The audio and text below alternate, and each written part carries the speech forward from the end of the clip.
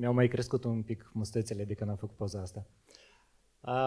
Vreau să vă vorbesc despre mintea tribală din perspectiva faptului că toată lumea folosește pe alocuri abuziv și obsesiv cuvântul brand și îl asociază în mod normal cu ideea de produs, de o companie, o marcă comercială. Adevărul e că nu se limitează doar la atât. Un brand este un pic mai mult, de fapt este mult mai mult, este o parte a culturii, este ceva ce ne determină felul în care funcționăm, felul în care gândim, ce valori adoptăm și aș vrea să parcurgem care sunt elementele constitutive ale unui brand, care sunt principiile unui brand de funcționare și să vedem ce au ele în comun și ce putem face ca să le construim mai puternice, mai bune.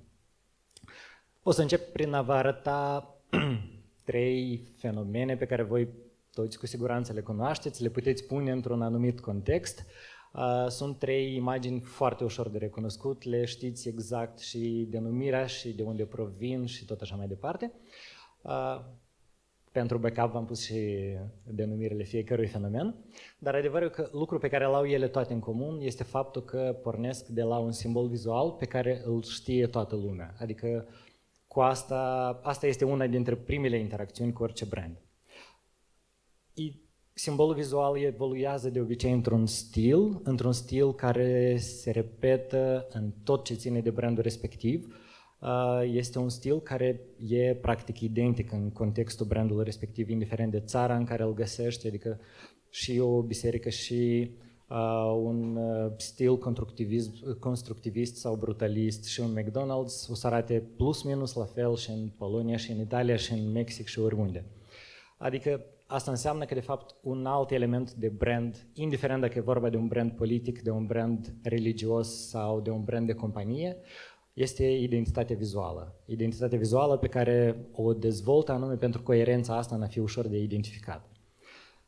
Ca să revenim la religie, la politică și la partea comercială, avem aici 3 exemple de locuri iconice care sunt reprezentative pentru fiecare dintre aceste fenomene și orice fan al Bisericii Catolice, pe care, apropo, Hegarty a numit-o cel mai puternic brand din istoria omenirii, toată lumea știe că trebuie să mergi în Vatican la Bazilica Sfântul Petru. Exact același lucru se întâmplă și cu celelalte 2 fenomene pe care avem dreptul să le numim branduri, adică ele toate au un loc de pelerinaj, ele toate au un loc fizic în care se concentrează toată esența lor. Dar fiecare dintre aceste curente, fenomene sau branduri au în mod necesar un om care le inițiază. Poate fi vorba de un om care chiar l-a creat sau un om care a creat ideologia sau baza brandului respectiv. Poate fi vorba și de o funcție, cum e cazul papei de la Roma. Oricum, tot ce au ele, încă un lucru pe care le au toate brandurile în comun este faptul că au un lider, indiferent dacă el este în față sau este doar unul care se menține acolo și ocazional mai apare în față. Fiecare dintre acești lideri a enunțat în mod necesar o frază sau o idee care reprezintă nucleul ideologic al fiecărui brand, indiferent, din nou, dacă e vorba de religie, de o doctrină politică sau de un brand comercial. Și în principiu, dacă ar fi să recontextualizăm aceste idei, acest nucleu de esență a unui brand în termeni de branding, ar fi vorba de un slogan. Iarăși, un element comun atât în comercial cât și în alte fenomene sociale. Acest slogan de obicei evoluează într-o comunicare bine închegată, evoluează într-o tonalitate de voce, într-un stil de exprimare, în transmiterea unor mesaje care conțin același leitmotiv, adică toate brandurile au în esență o identitate verbală, care nu are, nu e brand. Aici puteți vedea 3 exemple de evenimente, hai să le zicem așa, și în toate aceste 3 cazuri, în exemplele acestor 3 fenomene și branduri, e vorba de primul eveniment de interacțiune al consumatorului cu brandul cu care începe a-și construi relația. Adică, în esență, putem spune că fiecare brand are un ritual de inițializare. are un procedeu prin care devii mai aproape de brand, prin care îți manifesti sau îți confirmi apartenența față de brandul respectiv. Aici putem vedea o serie de practici care nu sunt unicat, în sensul că dacă ritualul de inițializare este relevant doar la prima interacțiune, când devii membru, ulterior tu ai o serie de practici zilnice sau ocazionale, adică se respectă principiile de bază sau se conțin elementele cruciale pentru loializarea unei baze de consumatori, unei baze de adepți ai brandurilor și aceste practici cotidiene sau ocazionale trebuie să corespundă criteriilor de simplitate a acțiunii, de frecvență, astfel încât brandul să rămână top of mind, de social proof, adică să vezi că de fapt nu ești tu unicul adept al brandului, să vezi că mai sunt și alți oameni care gândesc ca tine. Adică, în principiu, aceste practici sunt fenomenele care creează valorile, cultura și coagulează comunitatea în jurul brandului respectiv. Eu nu saluteam, dar mă strădui să vorbesc repede ca să mă încadrez, pentru că aș putea vorbi vreo 3 ore pe tema asta. Dar exact ca toată lumea, fix cum fiecare om are anumite defecte, anumite păcate, anumite lucruri pe care le face nu neapărat frumos, toate brandurile au și niște păcate. Unele le au deosebit de grave, dar de fapt diferența între un brand foarte puternic și un brand care încă nu s-a format pe deplin e în aceste cuvinte magice, abilitatea sau capacitatea consumatorului de a ierta, de a uita păcatele fiecare dintre aceste branduri.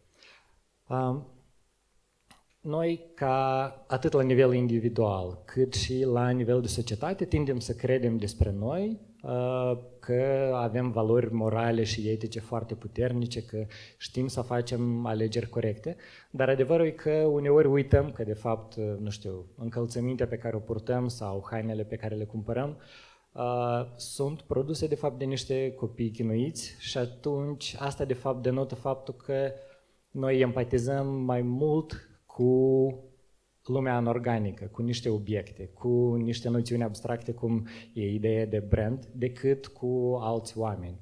Iar asta de fapt înseamnă că noi tindem să fetișizăm obiectele, să fetișizăm brandurile. Noi tindem să avem o relație care, din punct de vedere structural, funcționează foarte similar, dacă nu chiar identic, cu modelul religios de interacțiunea omului cu religia, adică relația om-religie și relația om-brand este foarte asemănătoare.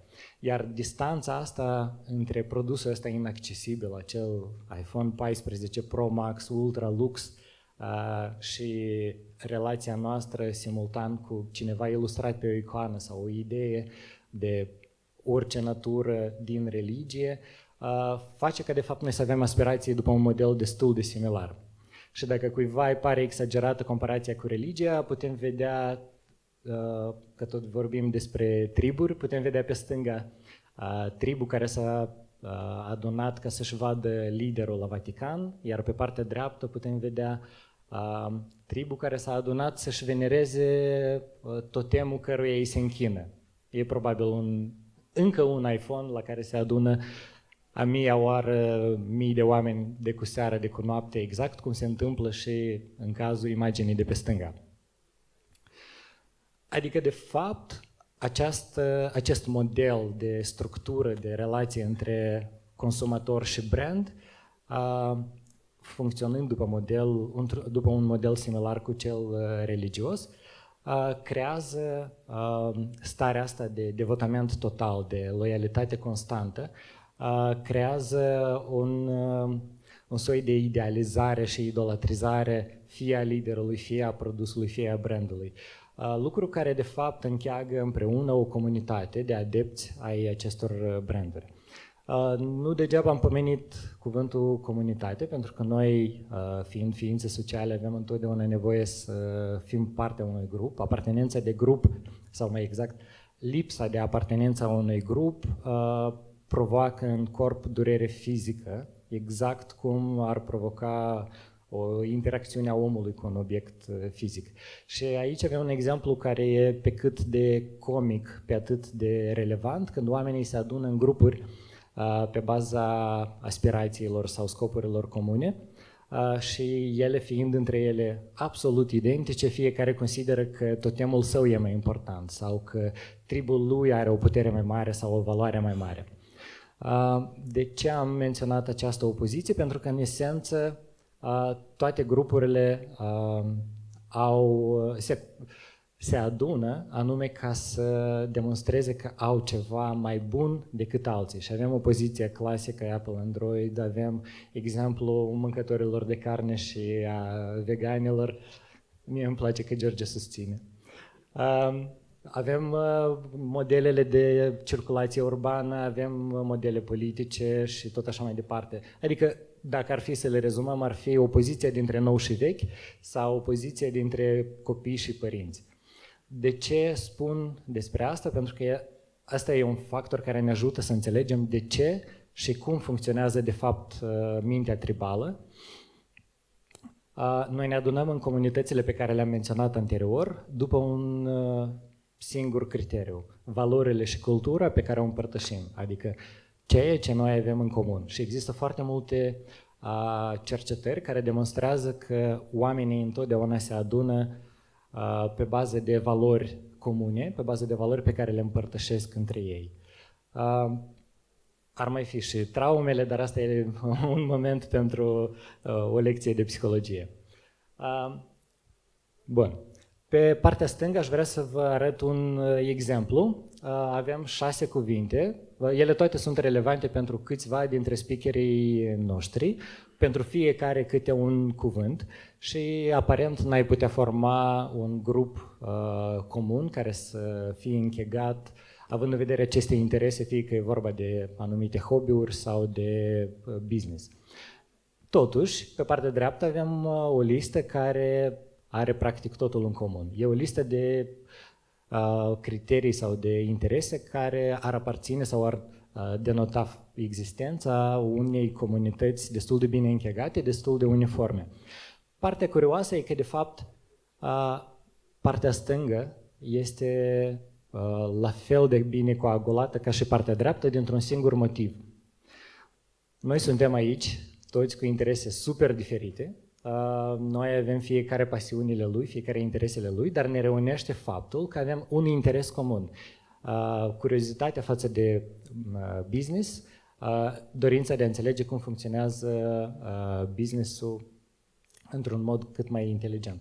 De ce spun asta? Pentru că e important să luăm în calcul că noi, în momentul în care facem parte dintr-un trib, nu ne limităm la un singur trib. Poți fi în același timp adept al tribului de veganism și ciclism, dar în același timp să faci parte din alte 300 de triburi, adică de fapt pentru fiecare interes pe care îl avem, noi vrem să facem parte dintr-un grup.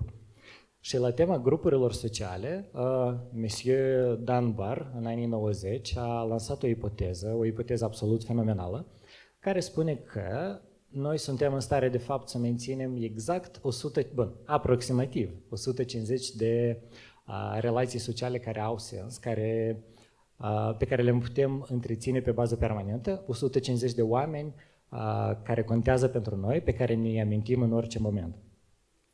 Aș putea comenta foarte mult la tema asta pentru că mă pasionează și psihologia, dar ideea e în felul următor. Avem grupul de 5, care este unul super important. Aici s-ar încadra oamenii cu care ai practic toate valorile comune, aceleași scopuri, practic o viață comună. Adică în grupul de 5 oameni s-ar încadra doar membrii ai familiei, soț, soție, frate, soră, copii, părinți și tot așa mai departe. În 15 sunt prietenii de viață, sunt oamenii cu care împărtășești extraordinar de multe valori, dar nu la fel de multe ca cum ai împărtășit cu cei 5.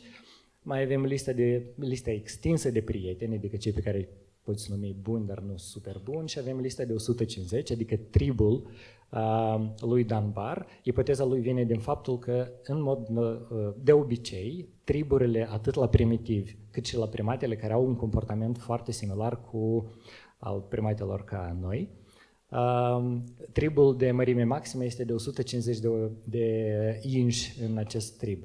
Și acum, bun, mai avem și grupurile astea, dar aici sunt cei pe care i-ai vedea pe stradă și nu ți-ai aminti exact cum îl cheamă sau cu ce se ocupă. De ce este relevant această informație despre numărul lui Dunbar? Pentru că, de fapt, relația unui consumator cu brandul este identică cu relația unui om cu un alt om în cadrul unei societăți.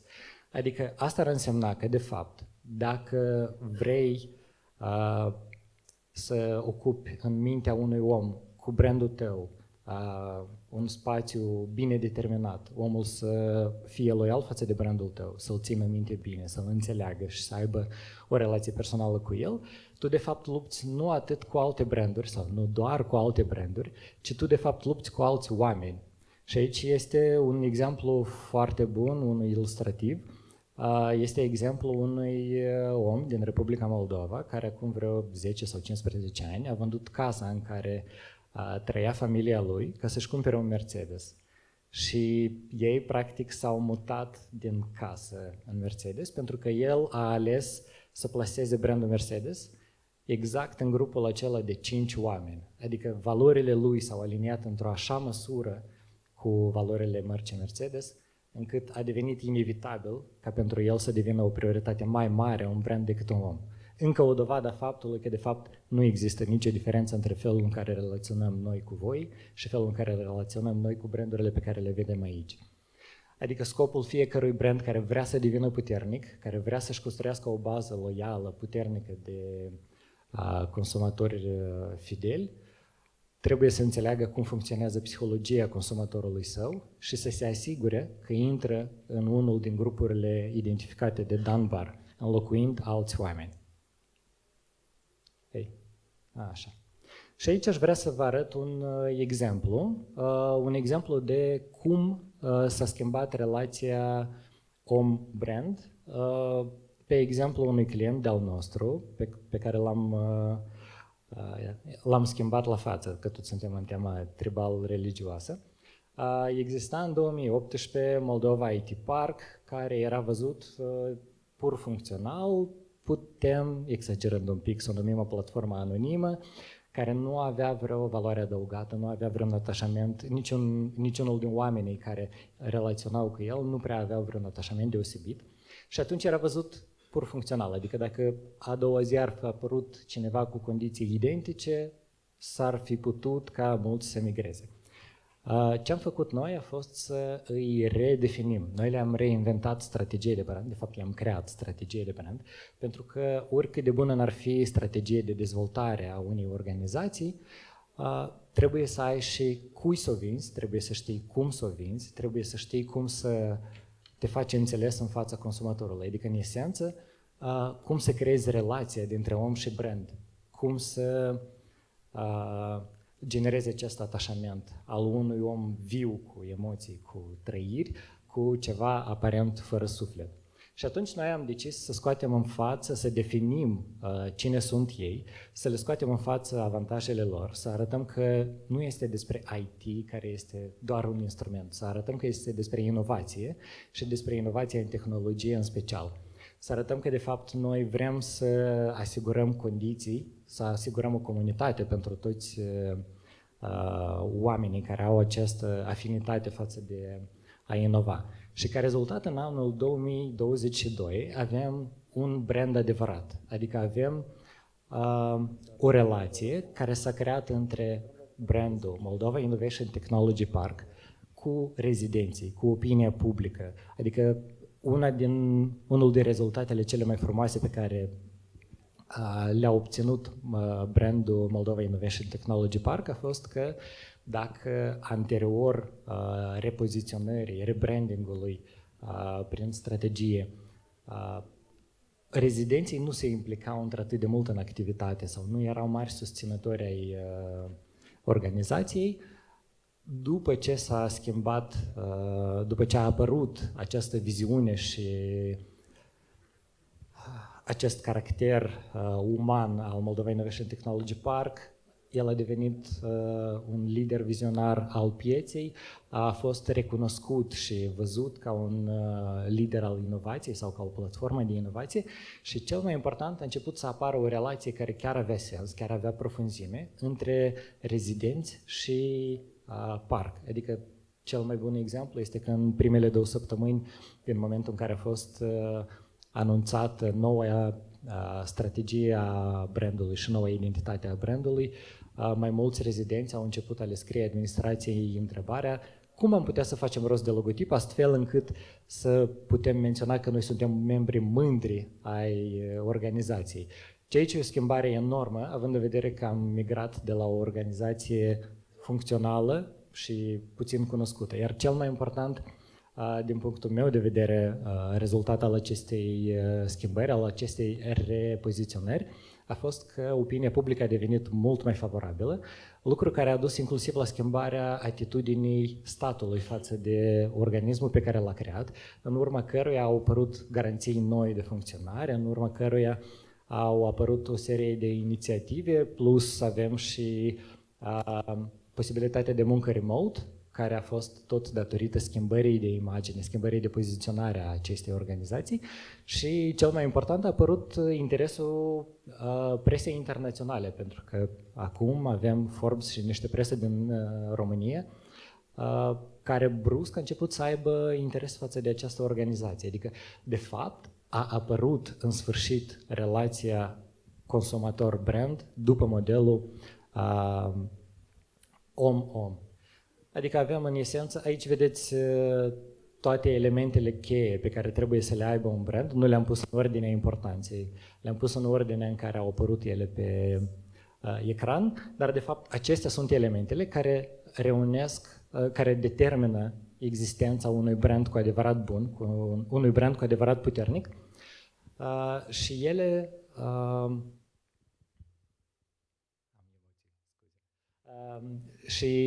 de fapt sunt markerii care te pot și instrumentele care de fapt te pot ajuta să creezi această relație cu sens sau cum îi zicea Dunbar, meaningful relationship.